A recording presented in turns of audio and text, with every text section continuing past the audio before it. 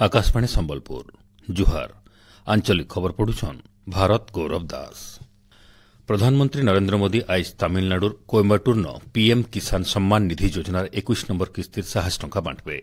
देशर 9 कोटी अधिका चाषींकर बैंक खाता के 18,000 कोटी अधिका टंका हस्तांतर करबे बोली कृषि आउ कृषक कल्याण मंत्रालय तरफ सूचना दिया। योजना थी ओडिशार 34 लाख अधिका चाषींकर बैंक खाता के 700 कोटी टंका साहाय्य आसवा। ई अवसर भुवनेश्वर कृषि भवन होबार राज्यस्तरीय कार्यक्रम थी मुख्यमंत्री मोहन चरण माझी मुख्य अतिथि भाव जोगदेवे। उपमुख्यमंत्री आउ कृषि मंत्री कनक वर्धन सिंहदेव सहित अलगा माने भी उपस्थित रहे। सूचना अनुसार योजना थी चाषी परिवार मानकु बछरक 6,000 टंका लेखा दि जाउछे। जंगली जंतु आउ पाइन बुड़ीथी होथवा फसल नुकसान के 2026 खरीफ ऋतुनु प्रधानमंत्री फसल बीमा योजना थी सामिल करा बोली कृषि मंत्रालय तरफ सूचना दिया। मंत्रालय सूचना अनुसार जंगली जंतु लगी होथवा फसल नुकसान के आंचलिक विपद वर्ग थी सामिल करा। सेंता जलबंदी आउ पाइन थी बुड़ीकरी होथवा फसल नुकसान के विपर्जय वर्ग थी सामिल कराई।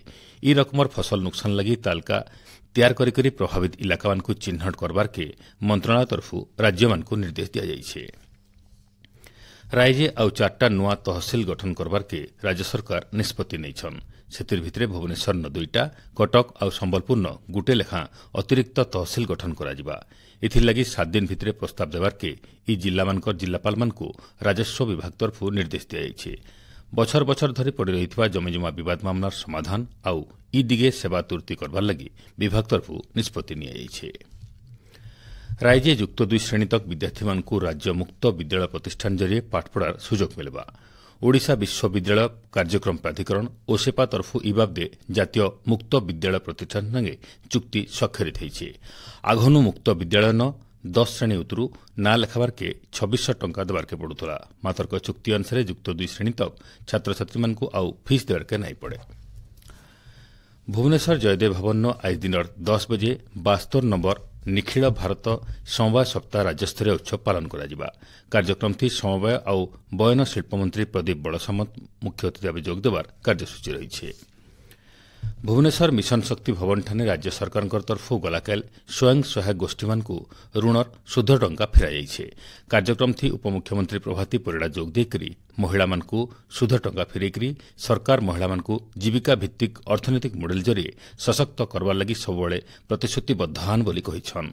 ई अवसर श्रीमती परिड़ा 2,24,884 गोष्ठी के मोट 117 कोटी 12 लाख अधिका टंकार सुध फेरैछन।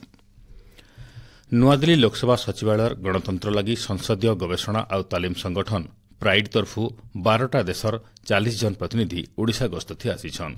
ई प्रतिनिधि माने गलाकाल विधानसभा परिदर्शन करथिले। इता ऋतु ओडिशा सचिवालय गोटे कार्यक्रम थी जोगदे करी विधानसभा गौरवमय इतिहास आउ तार कार्यधारा बाबदे बुझीथिले।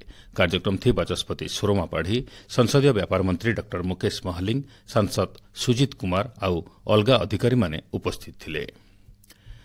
ओडिशा आदर्श विद्यालय प्रवेशिका परीक्षा 2026 और ओडिशा माइनिंग आदर्श विद्यालय प्रवेशिका परीक्षा 2026 ऑनलाइन पंजीकरण आयबा 25 तारिख शेष होउछे।